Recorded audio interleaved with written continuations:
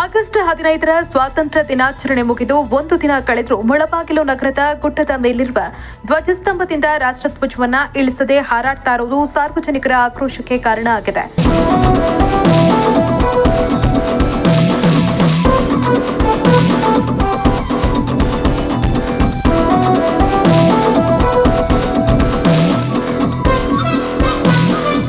August 16ರ ಸಂಜೆ ತೆಗೆದ ಛಾಯಾಚಿತ್ರಗಳಲ್ಲೂ ರಾಷ್ಟ್ರಧ್ವಜ ಹಾಗೂ ಮತ್ತೊಂದು ಧ್ವಜ ಹಾರಾಡ್ತಾ ಇರುವುದು ಕಂಡು ಬಂದಿದೆ.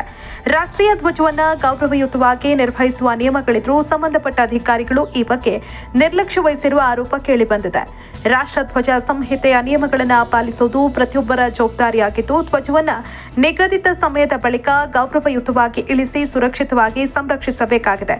ಈ ಹಿನ್ನೆಲೆಯಲ್ಲಿ ಸ್ಥಳೀಯ ಆಡಳಿತ ಕೂಡಲೇ ಕ್ರಮ ಕೈಗೊಂಡು ರಾಷ್ಟ್ರಧ್ವಜವನ್ನ ನಿಯಮಾನುಸಾರ ಇಳಿಸಬೇಕು.